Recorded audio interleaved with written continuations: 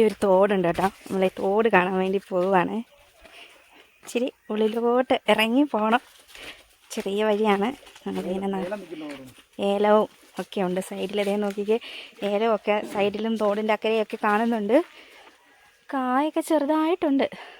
ഇതാണ് ഏലത്തിൻ്റെ കാ. കണ്ടോ?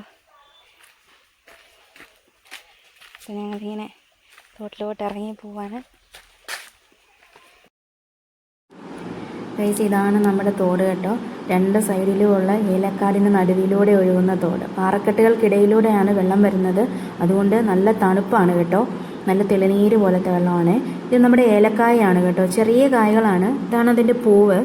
ഈ കായകൾ വിളവായിട്ടില്ല. വിളവിന് വേണ്ടി നിർത്തിയിരിക്കുകയാണ്. മഴ ആയതുകൊണ്ട് വിളവെടുക്കാൻ താമസമാണ്. അത് വിളഞ്ഞു വരാൻ ടൈം എടുക്കും. വേനലാണെങ്കിൽ 2 മാസം കൊണ്ട് വിളവെടുക്കാൻ പറ്റുമെന്നാണ് അവർ പറയുന്നത് കേട്ടോ. മുകളിലോട്ടെല്ലാം കാടുകൾ, ഈ ഏലക്കാടാണ് കേട്ടോ. അങ്ങ് കുന്നത് ഭയങ്കര കുന്നാണ് മേളിലോട്ട്.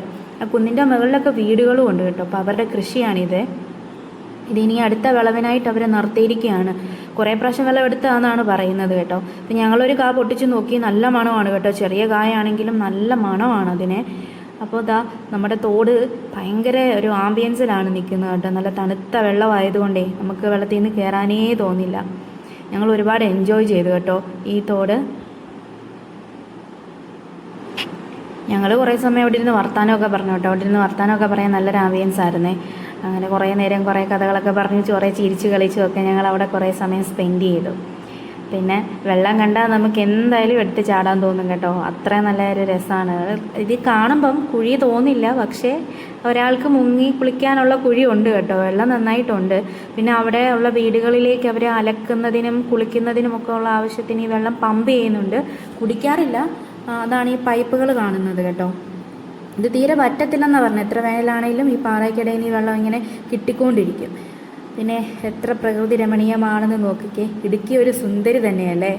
ഓ, അവിടുത്തെ ആംബിയൻസ് പറഞ്ഞറിയിക്കാൻ പറ്റത്തില്ല.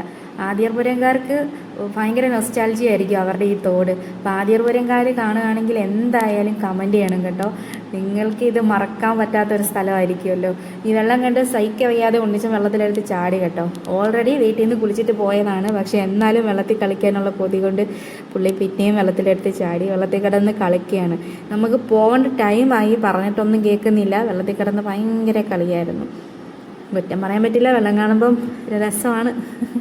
നല്ല രസമായിരുന്നു കേട്ടോ. നല്ല വെള്ളമാണ്. നമുക്കതുകൊണ്ട് ഈ ചേറോ അങ്ങനെയൊന്നും ഇല്ലാത്തത് കൊണ്ടേ എത്ര നേരം കിടന്നാലും കുഴപ്പമില്ല. അപ്പോൾ ഉണ്ണി കയറി കഴിഞ്ഞപ്പോൾ അടുത്ത ആളിറങ്ങി, സന്ദീപിനോട് എത്ര പറഞ്ഞിട്ടും അവൻ വെള്ളത്തിൽ നിന്ന് കയറുന്നില്ല. വെള്ളത്തിൽ കിടന്ന് കളിക്കുക. കുളി കഴിഞ്ഞിട്ടും അവൻ വെള്ളത്തിൽ നിന്ന് കയറുന്നില്ലായിരുന്നു.